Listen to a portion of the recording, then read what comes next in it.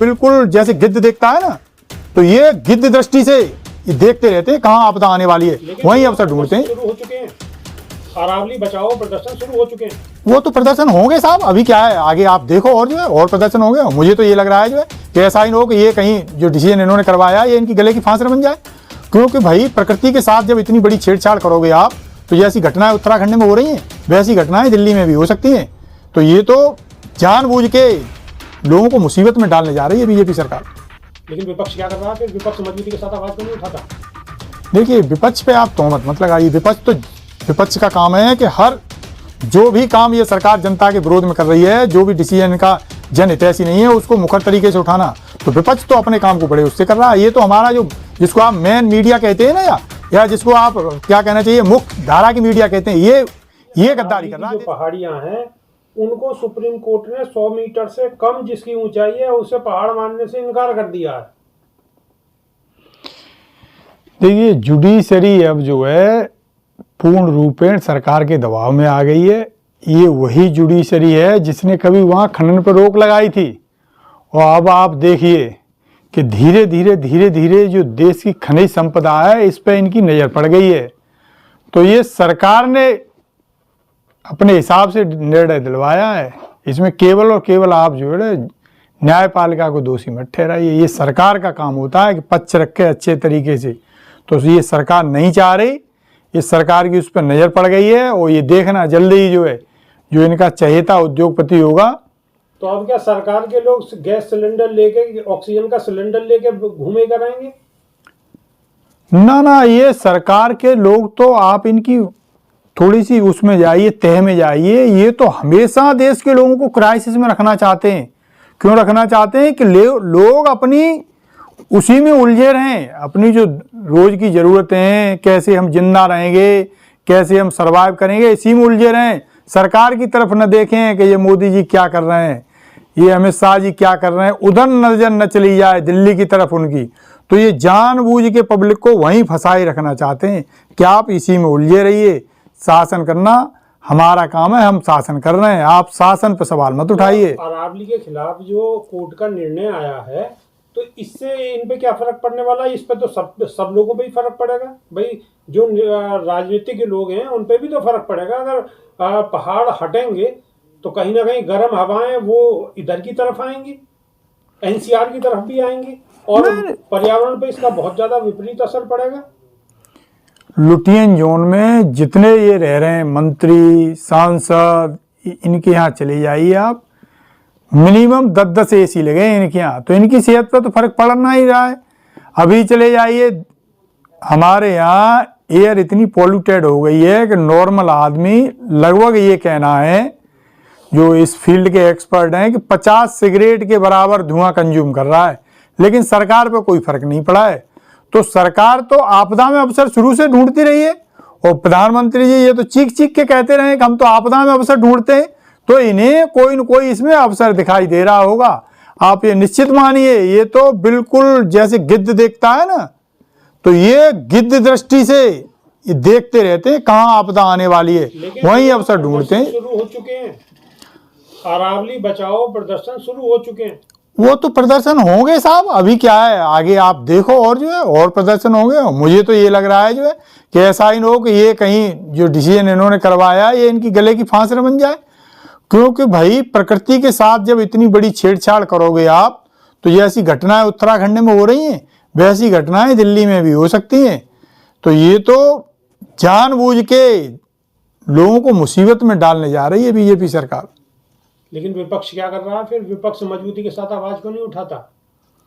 देखिए, विपक्ष पे आप तोहमत मत लगाइए। विपक्ष का काम है कि हर जो भी काम ये सरकार जनता के विरोध में कर रही है, जो भी डिसीजन का जनहितैषी नहीं है, उसको मुखर तरीके से उठाना।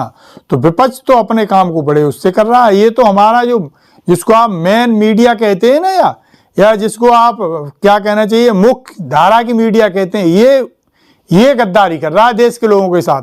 तो देश के लोगों को अब चाहिए कि इसे देखना ही बंद कर दें, क्योंकि विपक्ष जिस बात को कह रहा है, जिस बात को उठा रहा है, उसको पब्लिक तक ये जाने ही नहीं दे रहे हैं। ये वहीं सिमट के रह जा रही है नेताओं की बात।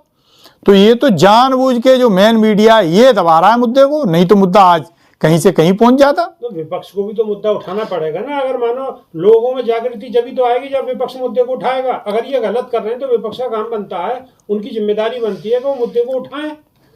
विपक्ष बड़े अच्छे तरीके से अब अपना, राहुल गांधी तो विदेशों में BMW के शोरूम में घूम रहे हैं। हाँ अब आप सही बिल्कुल बात पे आए साहब, चौधरी साहब। जिनको हमने प्रधानमंत्री बनाया है, जिनको देश चलाने की जिम्मेवारी दी है, वो संसद में जवाब न देना पड़े उन्हें। राहुल गांधी जी संसद में कोई सवाल न पूछ दें। राहुल गांधी जी से आज की डेट में आंख डाल के मोदी जी बात नहीं कर पाते हैं। क्यों नहीं कर पाते हैं साहब? कि अंदर कहीं न कहीं उनके डर है, कहीं न कहीं उनके अंदर चोर है। और रही बात ये कि राहुल गांधी क्यों चले गए साहब, तो जब देश के प्रधानमंत्री जिस पिच पे खेल रहे हैं उसी पिच पे अब राहुल गांधी ने तय कर लिया है कि आपको उसी पिच पे जवाब दिया जाएगा। आप बताइए सुमित यादव जी के इस टाइम शीतकालीन सत्र चल रहा है और शीतकालीन सत्र को छोड़ के अब राहुल गांधी BMW के शोरूम में घूम रहे हैं, तो कहीं ना कहीं नेगेटिव तो आएगा ही ना लोगों के दिमाग में। और राहुल गांधी अपनी जिम्मेदारी से कहीं ना कहीं भाग रहे हैं ना। मोदी जी क्या कर रहे हैं साहब? मोदी जी कहाँ घूम रहे हैं? राहुल गांधी एक देश के भ्रमण पे हैं, मोदी जी कितने देश के भ्रमणों पे गए? तो राहुल गांधी जी चूंकि हमारे देश का मीडिया बिल्कुल गुलाम हो गया है, बिल्कुल झुक नहीं गया है, पैरों में लौट गया है, इसलिए राहुल गांधी जी विदेश में गए कि हमारे देश में क्या हो रहा है इसको अंतर्राष्ट्रीय पटल पर रखा जा सके। राहुल गांधी जी वहां कोई डील करने नहीं गए अडानी के लिए। राहुल गांधी वहां कोई सेटिंग करने नहीं गए। राहुल गांधी जी ये देश के लोगों को ये बताने के लिए गए कि हमारे लोग संसद में आपकी आवाज उठा रहे हैं और हम इंटरनेशनल पटल पर भी आपकी आवाज उठा रहे हैं। हेमंत बिस्वा सही कह रहे थे। राहुल गांधी एक रैली करते हैं विदेश भाग जाते हैं। अभी रैली के नाम नहीं लिया फिर विदेश भाग गए। तो वो भी विदेशी भागते हैं, देश में रहना नहीं चाहते राहुल गांधी भी। ऐसा है अब हेमंत बिस्व शर्मा तो उनके साथ तो ऐसा होने जा रहा है जो है कि आप ये मान लीजिए जो ये दाएं बाएं बयानबाजी करते हैं ना, ये बिल्कुल करना भूल जाएंगे। जो है इतने देश विरोधी कृत्य कर रखे हैं इन्होंने, सरकार बदलने रामलीला में रैली करी, अगले दिन विदेश चले गए। और मोदी जी कहाँ घूम रहे हैं आजकल? मोदी जी तो शायद यहीं बैठे हैं पार्लियामेंट में, डेली बैठ रहे हैं। कल भी देखे होंगे आपने, परसों भी देखे होंगे आपने। क्या आप गोल गोल घुमाने की कोशिश कर रहे हो? जो है वो नीतीश जी नकाब उतार दे रहे हैं, वो नहीं आपको दिखाई दे रहा है। जो है बेइज्जत कर रहे हैं हमारी बहन को सरेआम। लेकिन राहुल गांधी विदेश में घूम रहे हैं, मंशा नहीं राहुल गांधी की समझ में आई आपकी। चूंकि हमारा मीडिया नहीं दिखा रहा है, हमारा मीडिया गुलाम हो गया है, इसलिए राहुल गांधी अंतर्राष्ट्रीय पटल पे ये कहने गए हैं कि देखिए हमारे यहाँ सब कुछ ठीक नहीं है। अब अंतर्राष्ट्रीय पटल से ही थोड़ा ही सब काम हो जाएगा। बिहार में चुनाव में आप हार गए, आप अपनी हार तो स्वीकार करते नहीं है। अब राहुल गांधी वहां गए तो अच्छा काम करने गए। अरे जब यहाँ पे संसद चल रही तो उन्हें संसद में होना चाहिए था, जवाब देना चाहिए था, अरावली पे सवाल उठाने चाहिए थे। बिहार में हार नहीं गए हम साहब, हरा दिया गया है हमें। आपकी इस बात से हम सहमत बिल्कुल नहीं है। जबरदस्ती ये चुनाव आयोग एक पार्टी की तरह बिहेव कर रहा है। खुलेआम रिश्वत दी गई है, सरकारी पैसे से वोट खरीदे गए हैं। तो वहां की जनता ने जो है, आप ऐसे मान के चलिए, इनको नजरों से गिरा दिया था। लेकिन ये इतने नीच प्रवृत्ति के लोग हैं, इतने धूर्त प्रवृत्ति के लोग हैं कि इन्होंने सरकारी पैसे से वहां वोट खरीद लिए। अब जो आप कह रहे हैं यही बात वो कहते हैं। नहीं जी साहब, वो कहते रहे जो है। अब उनके हाथ तो इस टाइम सत्ता लग गई है। आप ये मान लीजिए जिस दिन सत्ता पलट हुआ, ये आपको कहीं हाफ पैंट वाले दिखाई नहीं देंगे। अच्छा सुमित यादव जी, जिनसे आप हार के आए ना बिहार में, नीतीश कुमार की एक वीडियो वायरल हो रही है। उन्होंने एक नियुक्ति पत्र देते हुए मुस्लिम महिला का बुर्का खींच दिया है। इस पर आपको क्या कहना है? नीतीश कुमार का गठबंधन हो गया है बीजेपी से, तो बीजेपी जो जो करती है, यानी प्रधानमंत्री जी तो कपड़े देख के पहचान लेते हैं। तो ये छोटे वाले उनसे छुटके नेता हैं कुछ, तो ये कपड़े देख के पहचान नहीं पा रहे थे साहब, तो इसलिए ये चेहरा उगाड़ रहे थे जो है। तो ये डिस्क्रिमिनेशन करना इनकी टॉप लीडरशिप में है। तो चूंकि बीजेपी से गठबंधन है तो उसी प्लैंक पे इन्हें राजनीति करनी है। अपनी कुर्सी बचाए रखने के लिए। ये नीतीश कुमार पहले ऐसे नहीं थे जब हमारे साथ थे, ये नीतीश कुमार अभी अभी बदले हैं बीजेपी में। यादव, आप एक बात बताइए, इस तरीके से सार्वजनिक मंच से इस तरीके से एक मुस्लिम महिला का बुर्का खींचना, आखिर वो जताना क्या चाहते थे, देखना क्या चाहते थे? ये बीजेपी जो राजनीति कर रही है ना, ये उनको जिताने की कोशिश कर रहे हैं कि देखिए साहब, जो आप ऊपर से एजेंडा दे रहे हो हम उसको अपने प्रदेश में लागू कर रहे हैं। ये जताने की कोशिश कर रहे थे, ये हिंदू मुस्लिम करने की कोशिश कर रहे थे। ये सठिया, हमारे यहाँ कहा जाता है ना सठिया गए, तो सठिया नहीं गए, अब ये कुछ और हो गए हैं।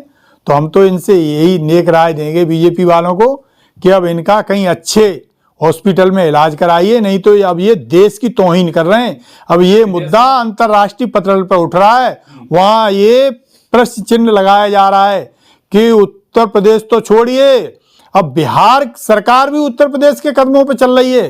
क्या हो गया है भाई इस देश में? संजय निषाद कह रहे हैं कि बढ़िया उन्होंने कोई कुछ छुआ थोड़ी औरत को, बुरखा ही तो छुआ है, सिर्फ मंत्री हैं यूपी में। मानसिकता देखिए आप इनकी बीजेपी वालों की। ये नारा देते थे ना बेटी पढ़ाओ बेटी बचाओ, तो वो बिल्कुल अब समय आ गया है देश के लोगों को कि इनसे अपनी बेटियों को कैसे बचाया जाए। आप ऐसे मानिए पूरे पार्लियामेंट का डाटा निकालिए, इनके यहाँ 60% से ज़्यादा लोग दागी हैं। तो ऐसे लोग सरकार में आ गए हैं जो वहाँ डिजर्व नहीं करते हैं। तो इनकी मानसिकता ही गंदी है इन लोगों की। चलिए, बहुत बहुत धन्यवाद। जी शुक्रिया।